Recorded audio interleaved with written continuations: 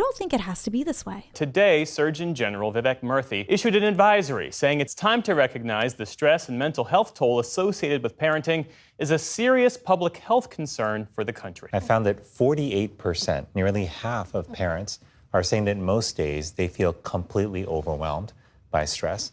That is an extraordinary number that should raise alarms for all of us. Hey, it's Natalie, and welcome back to Primary Focus, the Parent's Guide to Elementary School. Yesterday, Surgeon General Dr. Vivek Murthy issued an advisory that validated what so many parents and caretakers know and live every day. Parenting is hard. Parenting is expensive, and for so many, parenting can be an incredibly isolating experience. Parenting is not supposed to be a 1 or 2 person experience. Your most basic parts of parenting, supervision, feeding, hygiene, requires an enormous amount of time, funds, and energy. And that comes with just the basics. If you want to be an involved parent, help your child grow up to be the best person that they can be, provide them with fun experiences, it can become so time-consuming and costly. This is, of course, what everybody wants. We want children to have the best life they can growing up. But the way the United States has evolved, this is not reflected. Parental leave is abysmal, daycares are at capacity, and parenting costs keep rising while salaries stay stagnant. Some parents will feel some relief once they can get their kids into elementary school, especially for those parents that are sending a mortgage payment to their daycare every month. But having kids that are school age doesn't mean things get easier. This report shares that parents are terrified of school shootings and other forms of violence. We're also hearing that the scourge of gun violence is particularly affecting kids as well as their parents. More than half of our children are worried about a school shooting taking place. And I've seen this myself personally when I was working in classrooms and felt that fear myself as well. It's consuming and it's terrifying when you wake up to see school violence happening year after year. I also see this personally when I reach out to people for Primary Focus asking about their top worries about sending their children to school. Probably about a third of parents will just bluntly tell me school violence is their biggest concern. Though I've lived through some scary school experiences myself, I haven't had one that even comes close to massacres like what happened in Uvalde, Texas, or in Sandy Hook. But I can tell you, being at work at an elementary school and looking at your phone for a second to see a news alert telling you about a massacre happening hours away will absolutely take your breath away. And on that same day, getting a flood of parents asking for reassurance that their child is safe, a picture of their child. Honestly, this report about how difficult parenting is not a surprise. In the past few years, we've seen reports issued about gun violence in this country from the Surgeon General, loneliness, and mental health concerns. Of course, these things would be compounded and so much more serious if you're in the role of a parent or a caregiver. Parents are also struggling with disproportionate levels of loneliness and isolation.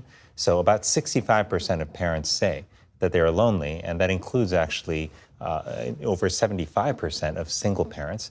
And stress is tough on its own. When you compound it with loneliness, it can really take a toll on the mental health and well-being of parents. I could go on and on about the pressures that parents face in this country, but I think you already know, and for many of you, you're living this every single day. I would love if you shared some of your experiences down in the comments below so we can start a conversation about this. While you're down there, I will link the full report from the Surgeon General. It's worth a read and honestly lays out what everybody knows about parenting so clearly, but it's interesting to see it as a government document warning people about how stressful and scary it can be to parent in the modern age. Fundamentally, we need a culture shift in how we value parenting. We need to see parenting for what it is, which is essential for the well-being of society. And we have to use that shift to then power change in 3 areas: in policies, in programs, and in individual practices. I have to say, though, this report thrills me because in an election year where we're hearing millionaire politicians arguing about taxes that won't impact them either way,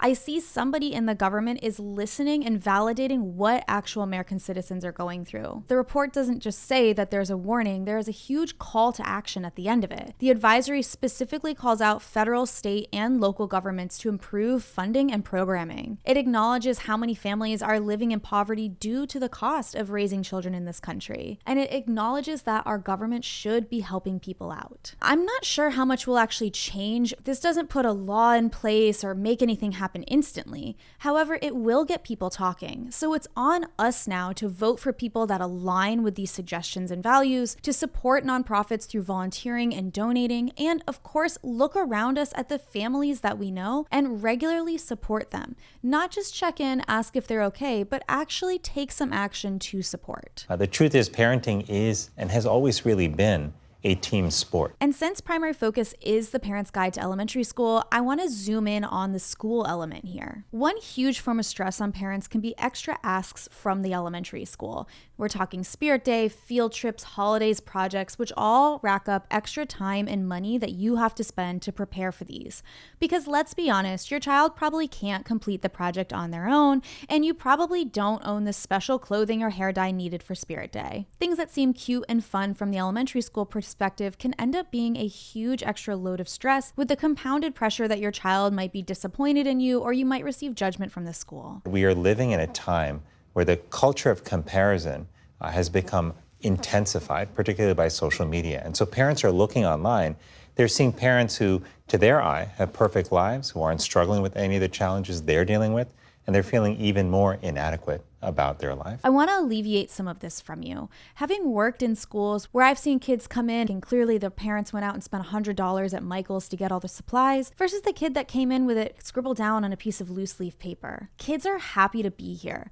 Yes, humans are always judging and comparing different things. That's how the human brain works. But real things like love, support, and interest from parents go a lot farther than having a project that looks super cool. So if you're a parent watching this, take a look when these projects and extra asks come home and ask yourself how this can be done in a low effort way. You don't have to jump to the coolest version of the project. Don't worry about impressing the teacher. The kid that walks into kindergarten with the best project never impressed me because I could tell the child didn't do it.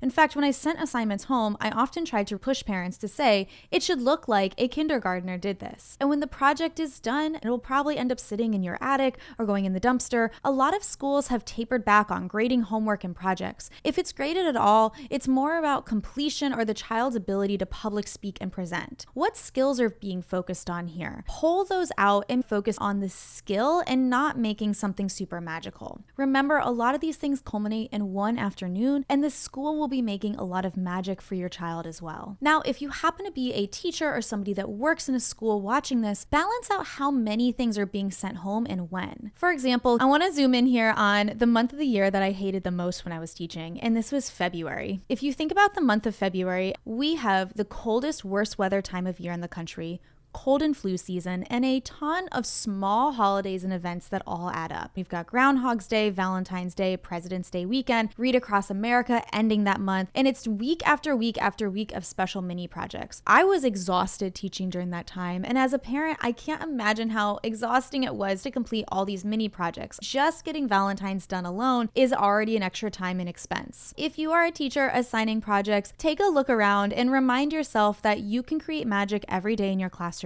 but you can also take pressure off yourself with your lesson planning and families. Remember, the kids are the one who are bringing the magic in every single day, and as the adults in the room, all we have to do is a little push, a little facilitation, and the kids will take care of the rest. If you are a parent or caregiver and things are piling up, you should tell the teacher that you are overwhelmed. I always had a couple of smart parents that were explaining that things were piling up for them. Teachers have no context of what your home life is like. We might have an understanding of a few basic things, like maybe you have other children, maybe we know that you're working full time, but we need reminders. We don't know that your child in 4th grade also has an enormous project that's due the same day as your kindergartner's project. And I'll tell you what, a lot of these things just weren't that serious. We know that your child is going to be learning day after day. If your child needs to turn it in on a different day, if you let us know, it was honestly fine. We had kids show up all the time that just didn't do the project and weren't going to do the project. What am I going to do about that? It's elementary school. It's not college. It's not high school. We know your child can't complete this without your help, especially in the lower elementary grades. The teacher will work with you and is flexible, but they don't know what they don't know. This is the same thing with homework. If you know that getting homework done on a daily basis is really hard for you, maybe you can work out a deal where you're turning it in once a week, or your teacher is drastically reducing the load. If the goal is teaching responsibility, you can work to figure out how this will look in your home. At a policy level, we've got to do a lot more there. We've got to invest in paid leave so parents can be with a child who's sick, for example. We've got to make childcare more affordable, make mental health care more accessible, and address the harms of social media, which is a major worry for parents who are navigating much of that on their own. As always, I want to remind you that schools are a touch point for support. This Surgeon General's advisory talked about some pretty serious issues, like how many families are living in poverty or don't have a support system when things start to go wrong. If your child is enrolled in public school, the public school is an incredible resource for you. They have connections with the food bank, they have connections with people that can help with rent assistance, they have connections with people that can help your child process grief and loss, emergency funds. You have to ask though. Never be afraid to shoot an email and put the guidance counselor, maybe a school administrator and the teacher on it and say, look, we have hit a rough time. We are scared. Can you help connect us with some community services here? But you have to advocate for yourself. The school is dealing with hundreds, if not thousands of families, and they don't know what they don't know. But if you let them know, the school will do their best to be there for you. I'm curious what you think about this advisory from the Surgeon General. Do you agree with it? Do you have experiences you want to share? And I also encourage you to go in the link below and actually take a scan through it. I felt incredibly validated when I was reading it because these are issues that I think parents and teachers have known about for a long time, and we're finally shining some light on it and saying, I don't think it has to be this way. If you like education news and tips to support your kids in school, I encourage you to also sign up for my newsletter below and subscribe to Primary Focus YouTube channel. I've picked out a couple more videos. I hope you watch them. Thanks for watching Primary Focus. My name's Natalie. I'll see you next time.